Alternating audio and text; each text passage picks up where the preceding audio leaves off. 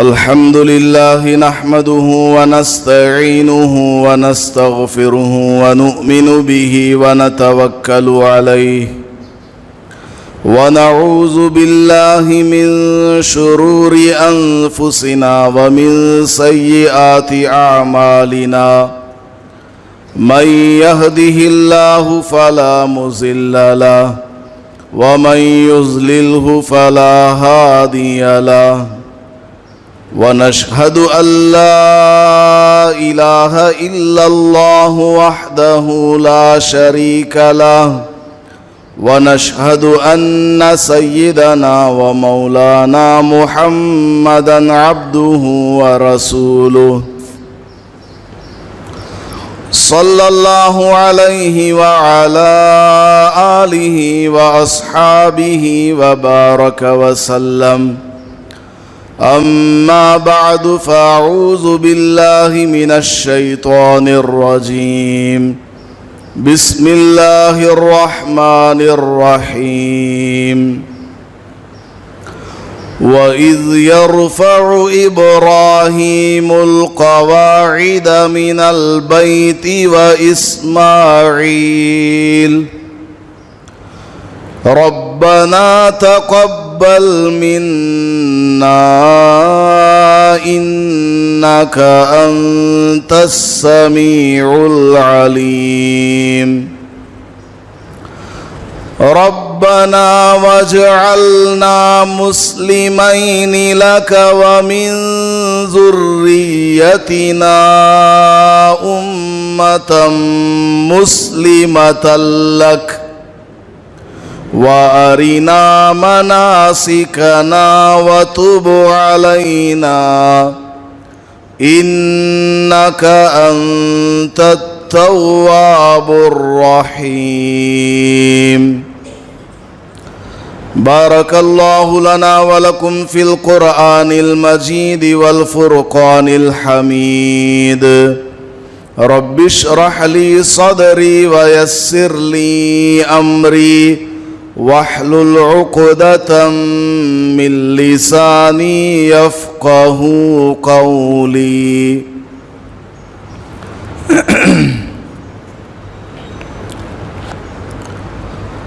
معزز سامعین کرام، ہمارے شہر مدن پلی، ضلع چتور اور ضلع اننت پور کے حاجی صاحبان مدینہ منورہ 14 تاریخ کو پہنچ چکے ہیں اور کچھ لوگ اس سے پہلے پہنچ چکے ہیں۔ تمام حجاج کرام کے لیے دعا کرنی چاہیے کہ اللہ پاک دنیا بھر سے اس کے پاک گھر کی زیارت کے لیے، عمرہ اور حج کے لیے جو آ رہے ہیں یا آ چکے ہیں یا آنے والے ہیں، اللہ پاک ان سب کے حج کو قبول فرمائے اور آسان فرمائے، اور اس حج جیسی عظیم عبادت کی برکت سے ساری دنیا میں امن، چین، سکون کو اللہ پاک عام فرمائے اور باقی تمام مسلمانوں کو بھی بیت اللہ کا حج نصیب فرمائے۔ حج بہت عظیم عبادت ہے، جیسا کہ اس سے پہلے بھی آپ نے اس سلسلے میں کافی باتیں جمعہ کے بیان میں سنی ہیں۔ قرآن کریم پر ہم جب نظر دوڑاتے ہیں، قرآن میں نماز کا ذکر ہے، نماز پڑھنے کا حکم ہے، روزے کا ذکر ہے، روزہ رکھنے کا حکم ہے، زکوٰۃ کا بھی ذکر آیا اور بھی بہت ساری عبادتوں کا ذکر آیا، لیکن جب اللہ پاک نے حج جیسی عبادت کا حکم فرمایا اور اس کا ذکر فرمایا تو اللہ پاک نے عجیب الفاظ استعمال کیا اور فرمایا وَلِلَّهِ عَلَى النَّاسِ حِجُّ الْبَيْتِ مَنِ اسْتَطَاعَ إِلَيْهِ سَبِيلًا۔ وَلِلَّهِ فرمایا ہے، للہ کا مطلب کیا؟ اللہ کے لیے یہ حج کرنا ہے، یہ اللہ کا حق ہے کہ اس کے لیے اللہ کے گھر کی زیارت کی جائے اور حج اور عمرہ ادا کیا جائے۔ تو وَلِلَّهِ فرمایا ہے خاص کر کے حج کے سلسلے میں۔ اس میں بڑا اہم نکتہ ہے، بہت اہم بات ہے، اسی لیے اللہ پاک نے ایسا حکم فرمایا۔ چونکہ انسان زندگی میں ایک مرتبہ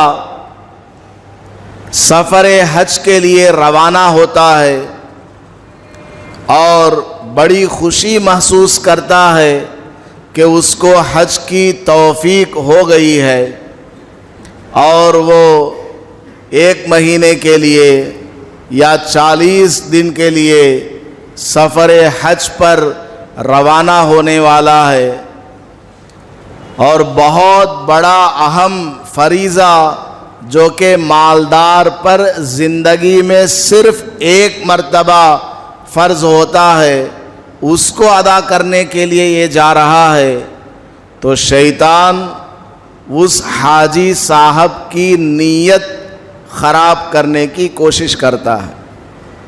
حاجی صاحب کو سکھلاتا ہے کہ تم حج پہ جا رہے ہو، فلاں کو دعوت نہیں دو گے، فلاں کو کھانا نہیں کھلاؤ گے اور لوگوں سے نہیں بتاؤ گے، نہیں بتا کر کے جاؤ گے تو کیا ہوگا؟ تو حاجی صاحب دل میں سوچتا ہے کچھ بھی نہیں ہوگا، میں بغیر بتائے جاؤں گا۔ تو شیطان سکھاتا ہے اگر تم نے کسی کو دعوت نہیں کھلائی اور اسی طرح تم حج کو چلے گئے، یا کم از کم کسی کو بتائے بغیر تم حج کو چلے گئے، تو پھر تمہارے آنے کے بعد وہ سب تم سے ناراض ہو جائیں گے، وہ سب اپنا چہرہ تم سے موڑ لیں گے اور شکایت کریں گے۔ اب حاجی صاحب پریشان ہو جاتے ہیں، اس لیے حاجی صاحب کیا کرتے ہیں؟ لوگوں کو بتانا شروع کر دیتے ہیں میں حج کو جا رہا ہوں، میں حج کو جا رہا ہوں۔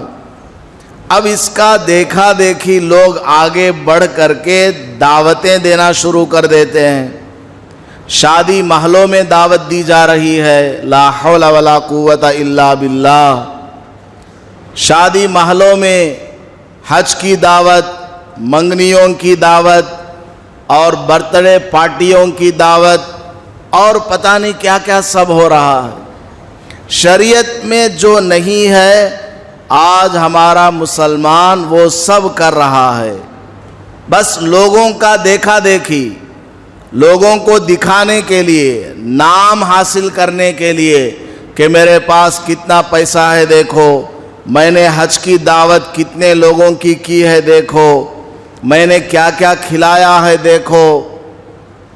اس طرح لوگوں کی نیت 99% خراب ہوتی ہے، اور باقی جو 1% بچے ہیں اور وہ دعوت دیتے ہیں ان کی نیت تو اچھی ہوتی ہے، لیکن وہ صرف ڈر کی وجہ سے دعوت دیتے ہیں کہ اگر ہم دعوت نہیں کریں گے تو شاید ہمارا حج قبول نہیں ہوگا، اگر ہم دعوت کیے بغیر حج کو چلے گئے اور یہ لوگ ناراض ہو گئے تو وہاں میری دعا شاید قبول نہیں ہوگی۔ اس طرح بعض لوگ ڈر کر کے دعوت دیتے ہیں، حالانکہ سوچنا چاہیے کہ جب آپ حج پر جا رہے ہو تو حج کا جو ماہر ہے، حج کے مسائل جاننے والا ہے، یعنی عالم، مولانا، مفتی، ان سے رابطہ کرو اور ان سے پوچھو کہ میں حج پر جا رہا ہوں، مجھے کرنا کیا ہے اور نہیں کرنا کیا ہے۔ صرف ڈر کی وجہ سے ایسے کام کرنا اور غلط کاموں میں مبتلا ہو جانا اور اپنے حج کو برباد کر دینا، یہ عقل مندی کی بات نہیں ہے۔ تو بہرحال شیطان حاجی صاحب کی نیت کو خراب کر دیتا ہے، جس کی وجہ سے اس بیچارے کا حج اللہ کی بارگاہ میں قبول نہیں ہوتا۔ اس کے دل میں ریاکاری آ جاتی ہے، نام و نمود اور دکھلاوا آ جاتا ہے۔ بعض لوگ یہاں دعوت نہیں دیتے، کسی کو نہیں بتاتے، چپ چاپ حج کو چلے جاتے ہیں۔ وہاں پہنچنے کے بعد وہاں جو ان کے ساتھی ہوتے ہیں وہ ان کو کچھ چیزیں سکھلاتے ہیں۔ آج جمعہ ہے، مسجد میں فون کرو امام صاحب کو اور ان سے کہو میں مدینہ منورہ آ گیا ہوں، میں جدہ پہنچ چکا ہوں، میں احرام باندھ لیا ہوں، وہاں اعلان کرو اور دعا کراؤ ہمارے واسطے۔ اس طریقے سے بعض لوگ اپنے سفر حج میں ہونے کو لوگوں کے سامنے ظاہر کرنا چاہتے ہیں۔ یہ سب شیطان کی مکاریاں ہیں۔ شیطان کسی بھی طرح ہمارے عمل کو تباہ و برباد کرنا چاہتا ہے۔ شیطان کا کام ہی ہے کہ ہمارے عمل کو آخر تک برباد کرنے کی کوشش کرتا ہے۔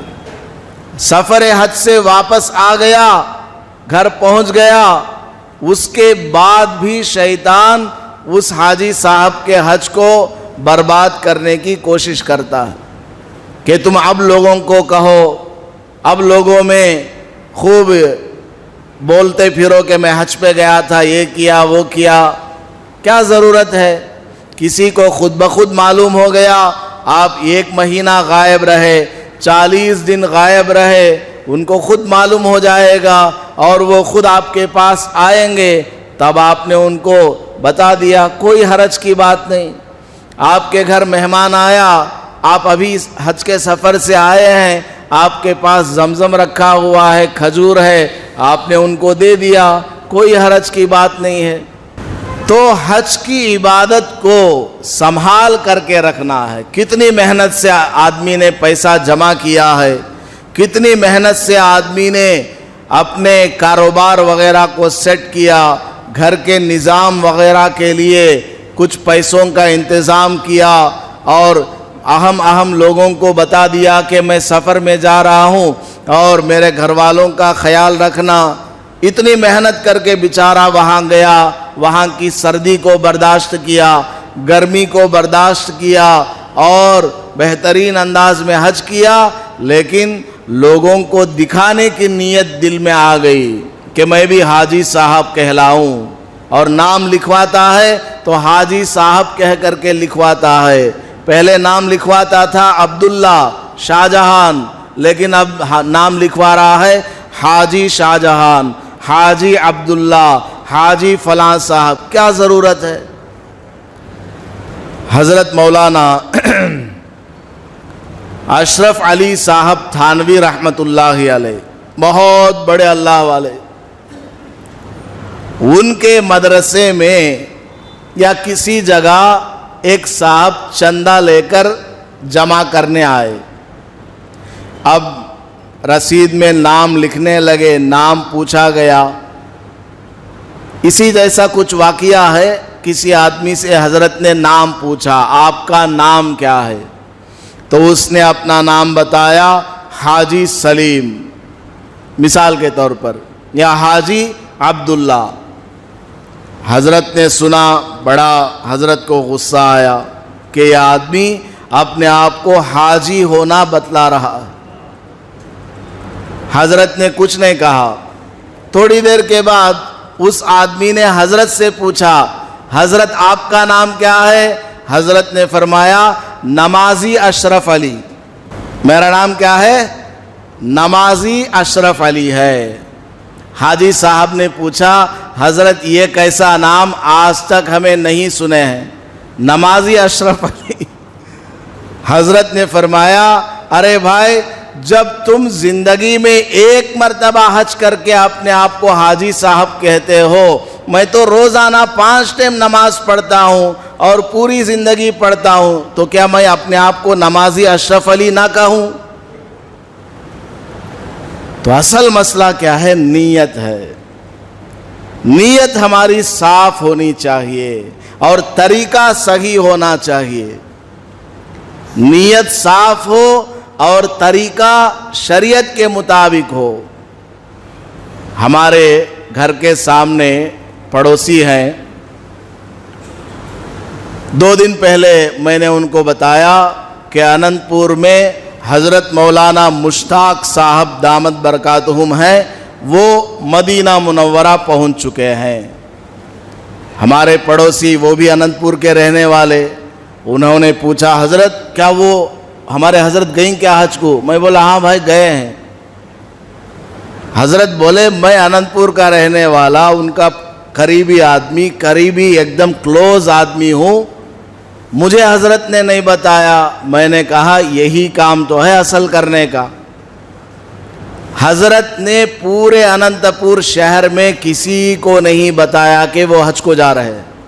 ہاں جن کو بتانا ضروری ہے، جیسے اگر آدمی کسی آفس میں کام کرتا ہے وہاں بتانا ضروری ہے، اور گھر والوں کو بتانا ضروری ہے، اور کسی کے ذمے کچھ قرض ہے، اس طرح جو اہم باتیں ہوتی ہیں، اہم چیزیں ہوتی ہیں، ان 2-4 آدمیوں کو تو بتانا چاہیے، باقی کسی کو بتانے کی ضرورت نہیں ہے۔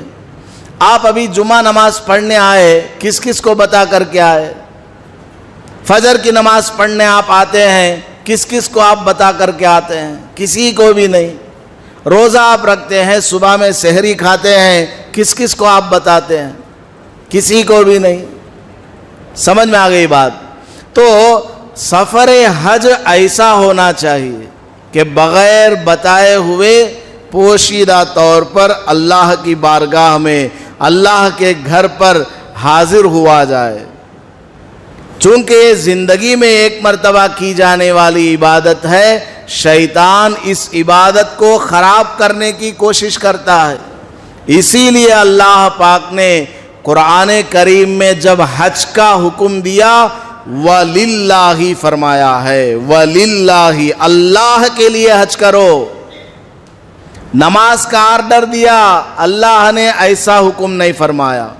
روزے کا آرڈر دیا، اللہ نے وَلِلَّهِ نہیں فرمایا، حالانکہ وہ سب بھی اللہ کے لیے ہی کرنا ہے، لیکن حج کے بارے میں خاص کر اللہ نے وَلِلَّهِ فرمایا ہے، اللہ کے لیے کرو، للہ کرو۔ اور اللہ پاک نے قرآن کریم میں ہمارے فائدے کے لیے بیت اللہ کی تعمیر کا واقعہ بیان فرمایا۔ وَإِذْ يَرْفَعُ إِبْرَاهِيمُ الْقَوَاعِدَ مِنَ الْبَيْتِ وَإِسْمَاعِيلُ، یاد کرو اس وقت کو جب کہ ہمارے خلیل حضرت ابراہیم علیہ السلام بیت اللہ کی دیواروں کو کھڑا کر رہے تھے، بیت اللہ کی تعمیر کر رہے تھے، وَإِسْمَاعِيلُ اور ان کے ساتھ میں ان کا بیٹا بھی لگا ہوا تھا۔ بیت اللہ کی تعمیر کی حضرت ابراہیم علیہ السلام نے، اور ان کے ساتھ میں ان کا بیٹا بھی ہے، اور اماں حضرت حاجرہ رضی اللہ عنہا بھی ساتھ میں ہیں، سب مل جل کر کے بیت اللہ کی تعمیر مکمل کی۔ تو حضرت ابراہیم علیہ السلام نے بیت اللہ کی تعمیر مکمل کرنے کے بعد دعا مانگی، ربنا تقبل منا، اے اللہ یہ تیرے پاک گھر کی تعمیر تیرے ہی فضل سے ہم نے مکمل کی ہے، تیری مدد نہ ہوتی، تیری توفیق شامل حال نہ ہوتی تو ہم تیرے اس پاک گھر کی تعمیر نہ کر سکتے تھے۔ تیرا فضل ہے، تیرا کرم ہے کہ تو نے ہمیں اس گھر کی تعمیر کے لیے چن لیا. تو چاہتا تو کسی اور کو بھی چن سکتا تھا, تو چاہتا تو کسی بادشاہ سے اس کی تعمیر کرا سکتا تھا, لیکن ہم جیسے غریبوں چھوٹے موٹے لوگوں سے تو نے اپنے پاک گھر کی تعمیر کرائی ہے. تقبل منا, اے اللہ اس معمولی سی خدمت کو قبول فرما. حضرت ابراہیم علیہ السلام نے دعا مانگی. جب حاجی صاحب کعبۃ اللہ کو دیکھے تو حضرت ابراہیم علیہ السلام کی یہ دعا یاد آنی چاہیے کہ حضرت ابراہیم علیہ السلام نے کتنا بڑا کام کیا. آج سے 2500 سال پہلے کعبۃ اللہ کی تعمیر حضرت ابراہیم نے کی. اس سے پہلے حضرت نوح علیہ السلام نے کی ہے, اس سے پہلے حضرت آدم علیہ السلام نے کی ہے, اس سے پہلے فرشتوں نے کی ہے. جب سے دنیا بنی ہے اسی وقت سے کعبۃ اللہ دنیا میں موجود ہے, اور قیامت تک یہ کعبۃ اللہ باقی رہنے والی چیز ہے. حضرت ابراہیم علیہ السلام نے خانہ کعبہ کی تعمیر فرمائی تو دعا مانگی, اے اللہ اس عبادت کو قبول فرما, اس معمولی سی خدمت کو قبول فرما. 2500 سال سے لے کر اب تک کتنے لاکھوں کروڑوں اربوں کھربوں لوگوں نے حج کیا ہوگا.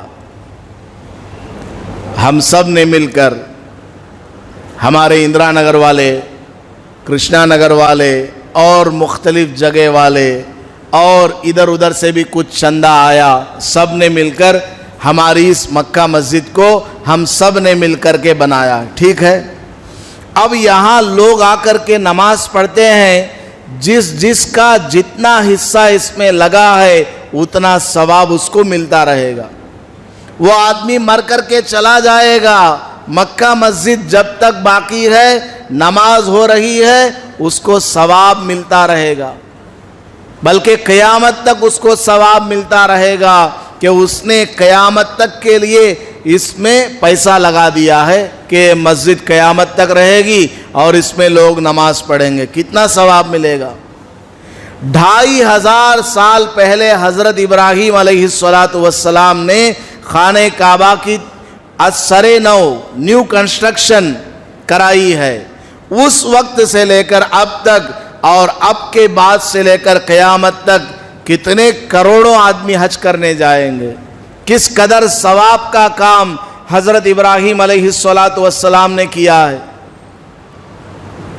لیکن دعا مانگ رہے ہیں, اتنا بڑا کام کرنے کے باوجود دعا مانگ رہے ہیں, اے اللہ یہ کام تیرے ہی فضل سے ہوا ہے, تو نے توفیق دی ہے تو میں نے اتنا بڑا کام کر لیا ہے, ورنہ میں اس کے بالکل لائق نہیں ہوں. اے اللہ تو ہی اس کو قبول فرمانے والا ہے.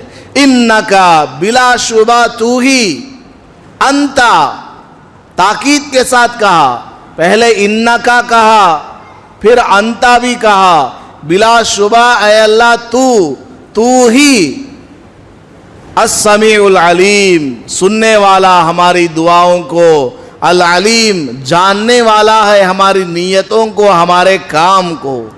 تو جانتا ہے کہ ہم نے کس طرح سے تیرے اس پاک گھر کی تعمیر کی ہے. 45 فیٹ کی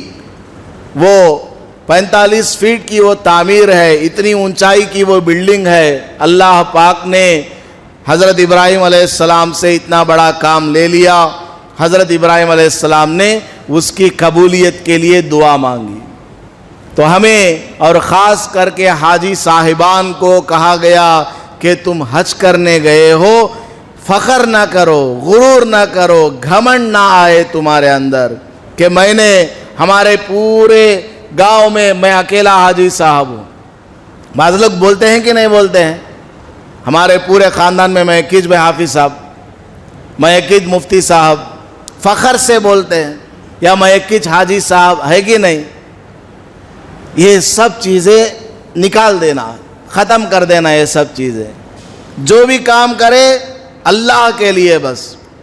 تو حاجی صاحب حج کرے تو حج کرنے کے بعد اللہ کی بارگاہ میں اپنی پیشانی رگڑے کہ اے اللہ تیرے ہی فضل سے میں نے حج کیا ہوا ہے، میرے محلے میں بہت سارے مالدار ہیں، مجھ سے اچھے صحت والے، مجھ سے بڑے خاندان والے، آل اولاد والے، عزت اور شرافت والے، لیکن اے اللہ تو نے مجھ جیسے گنہگار بندے کو تیرے پاک شہر میں آنے دیا، میرے ناپاک قدم تیرے گھر تک چل کر کے آئے، تیرے پیارے حبیب صلی اللہ علیہ وسلم کے شہر میں پڑے، مکہ میں میں چلا، مدینہ میں میں چلا، تو نے تیرا دیا ہوا مال تیرے پاک گھر کی زیارت کے لیے لگا لیا ہے، اے اللہ تو ہی اس کو قبول فرمانے والا، تو راضی ہو گیا ساری دنیا راضی،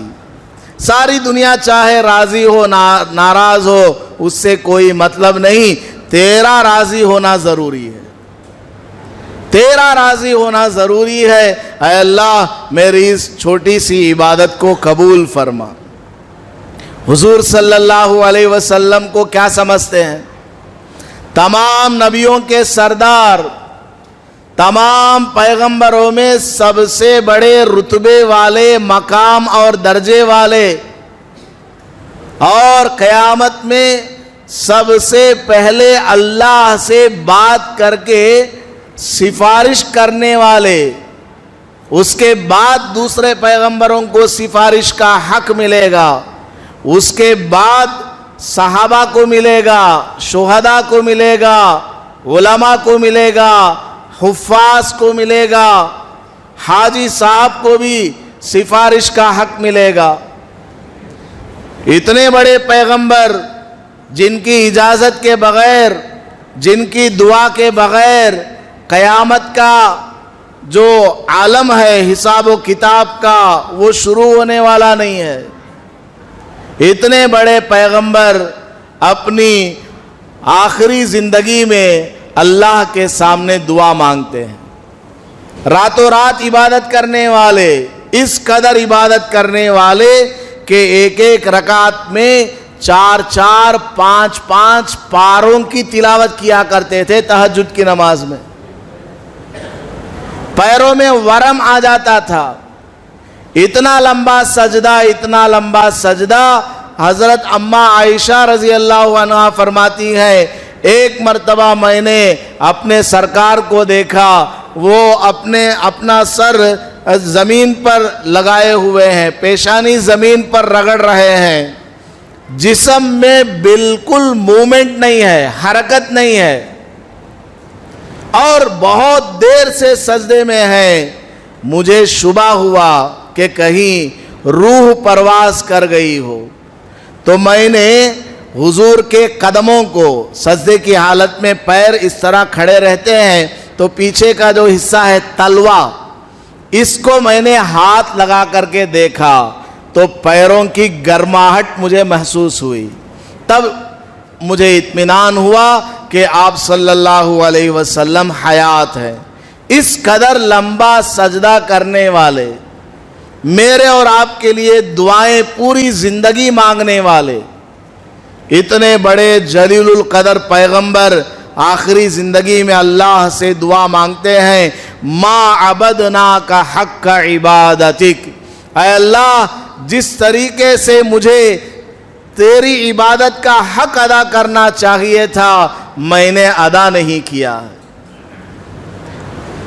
وما عرفناک حق معرفتک، اور جس طرح تجھ کو پہچاننا چاہیے تھا اے اللہ میں نے اس طریقے سے نہیں پہچانا، کمی رہ گئی، کوتاہی رہ گئی، اے اللہ مجھے معاف فرما، میری پوری زندگی کی عبادتوں کو قبول فرما۔ تو حاجی صاحب کو یہ نہیں سمجھنا چاہیے کہ میں نے حج کر لیا تو بہت بڑا پہاڑ توڑ لیا ہو، نہیں، یہ دعا مانگے کہ اے اللہ تیرے فضل سے یہ ہوا اور تو ہی اس کو قبول کرنے والا۔ حضرت ابراہیم علیہ السلام نے کعبۃ اللہ کی تعمیر مکمل کرنے کے بعد جو دعا مانگی اس میں آخر میں یہ بھی کہا انک انت التواب الرحیم، بلا شبہ اے اللہ تو ہی توبہ قبول کرنے والا ہے اور رحم کرنے والا ہے، گناہوں کو معاف کرنے والا، ترس کھانے والا، معاف کرنے والا ہے۔ یہ دعا کیوں مانگی؟ یہ دعا اس لیے مانگی کہ اے اللہ تیرا یہ پاک گھر میں نے تیری توفیق سے بنایا ہے، اس میں کہیں کچھ کمی رہ گئی ہو، پلاسٹنگ میں کچھ کمی رہ گئی ہو، دیوار کہیں ٹیڑھی بن گئی ہو، دروازہ صحیح سے نہ لگا ہو، اے اللہ اس گھر کی تعمیر میں جو کچھ کمی کوتاہی رہ گئی اے اللہ رحم فرما اور معاف فرما۔ تو حاجی صاحب خانہ کعبہ کو دیکھے، حضرت ابراہیم علیہ السلام کی یہ دعا یاد آئے اور اللہ سے دعا مانگے، اے اللہ میرے اس سفر حج میں جو بھی کمی کوتاہی ہے، جو بھی مجھ سے غلطی ہو گئی اے اللہ معاف فرما، تو رحم کرنے والا، ترس کرنے والا۔ یہ ہمیں حضرت ابراہیم علیہ السلام کے واقعے سے سبق دیا گیا۔ نبی پاک صلی اللہ علیہ وسلم نے ایک مرتبہ نماز کا سلام پھیرا، سلام پھیرنے کے بعد آپ نے اللہ اکبر اللہ اکبر کہا، پھر استغفر اللہ استغفر اللہ استغفر اللہ کہا۔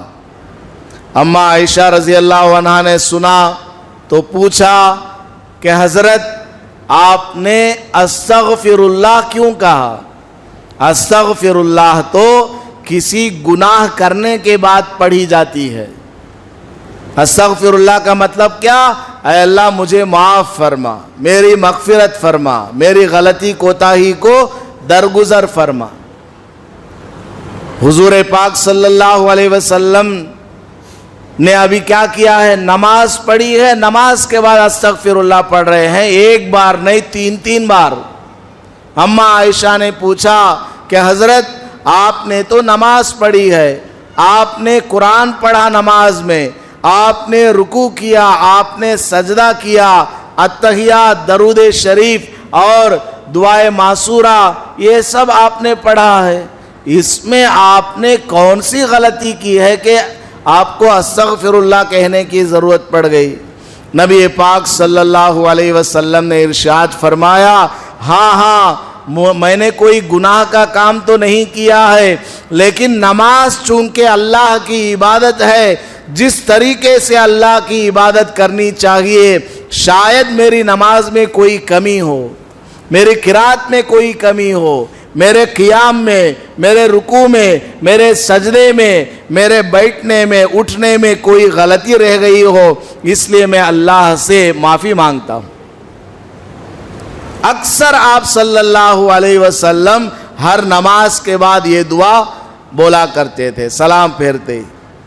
حضرت ابو بکر صدیق رضی اللہ تعالیٰ عنہ کو نبی پاک صلی اللہ علیہ وسلم نے فرمایا، اے ابو بکر جب تم اپنی نماز مکمل کرنے لگو تو نماز کے اخیر میں یہ دعا مانگو۔ کیا دعا ہے؟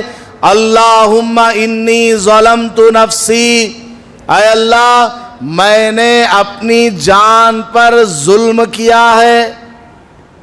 کون سا ظلم کیا ہے؟ کچھ بھی تو نہیں کیا، نماز ہی تو پڑھا ہے، نماز پڑھا ہے تو کون سا ظلم کیا ہے؟